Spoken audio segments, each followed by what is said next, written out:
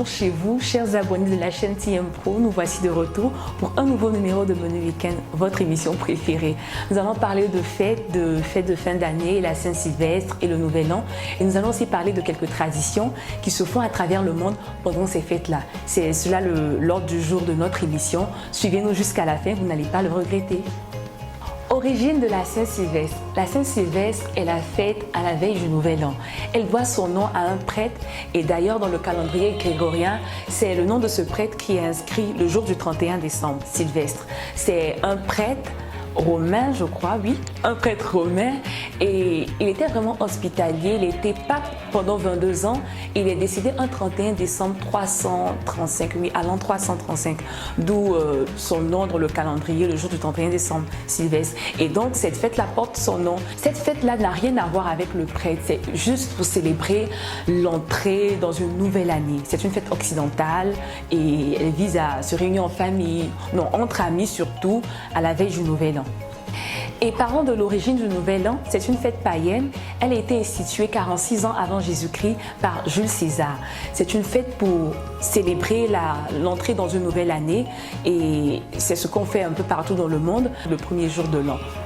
Nous allons maintenant parler de traditions à travers le monde qui se déroulent pendant ces fêtes de fin d'année. Nous allons commencer par la Russie.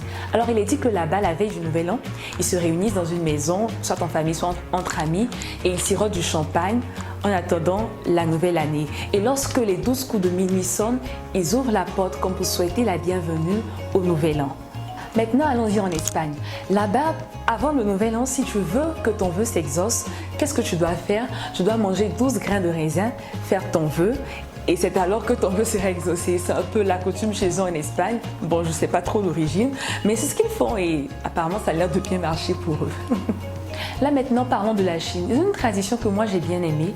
Qu'est-ce qu'ils font? Au cours de la soirée, je veux dire la veille, le jour de la Saint-Sylvestre, la veille du Nouvel An, ils organisent des soirées. Au cours de la soirée, il faut écrire sur une feuille là comme ça ton vœu et tu l'insères dans un arbre à vœux.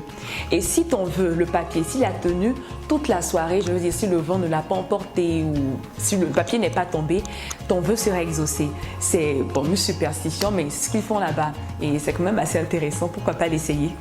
Allons maintenant en Amérique latine, au Pérou et en Équateur, ils ont des traditions bien particulières qu'ils ont la veille du Nouvel An et aussi au Nouvel An. En fait, il s'agit de faire quoi? Pendant la soirée de la Saint-Sylvestre, ils fabriquent comme ça des mannequins en chiffon et en bout de papier.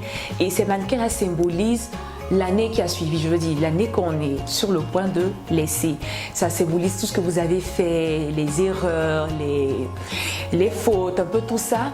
Et la coutume est que lorsque les 12 coups de minuit sonnent et que le Nouvel An vient, vous brûlez ce mannequin-là confectionné en papier, en chiffon. C'est comme si vous abandonnez tout ce que vous avez fait durant l'année qui vient de s'écouler, vos fautes, vos erreurs. Vous laissez tout tomber, même les regrets, et vous entrez dans la nouvelle année avec de nouveaux objectifs.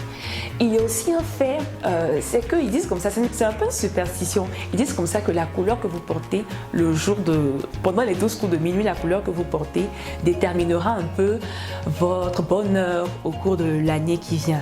Par exemple, si vous portez le jaune, ça signifie que vous aurez beaucoup d'argent. Et si vous portez le rouge, ça signifie que vous allez rencontrer le grand amour ou que votre relation amoureuse sera à son beau fixe. Par exemple, c'est juste une superstition. Et il y a une dernière chose qui m'a bien fait rire. Il a dit comme ça que si tu veux voyager, en Équateur et au Pérou, si tu veux voyager toute l'année, durant l'année qui vient, si tu veux faire vraiment beaucoup de voyages, il faut que tu tiennes à main ton sac à main ou ton sac de voyage et que tu contournes toute ta maison en courant. Je ne sais pas vraiment le but, mais si tu fais ça pendant les 12 coups de minuit, il est clair que durant toute ton année qui s'annonce, tu vas vraiment faire beaucoup de voyages et aller un peu partout dans le monde. C'est une superstition, c'est une coutume chez eux. Pourquoi pas l'essayer? On ne sait jamais ce qui peut arriver. Alors c'est la fin de l'année. Je sais d'ailleurs que tout au long du mois de décembre, vous avez pris des résolutions, vous avez pensé un peu à tout ce qui s'est passé durant l'année qui est en train de se terminer et vous avez aussi pris des résolutions pour la nouvelle année. Ce que je vous conseille, c'est vraiment de rester fixé sur vos objectifs, d'oublier tout ce qui n'a pas pu marcher et de vous concentrer sur l'instant présent parce que c'est ce qui se passe présentement qui importe. Alors planifiez, engagez-vous, investissez, oubliez les les erreurs du passé, prenez-les en leçon pour vous améliorer pour la suite.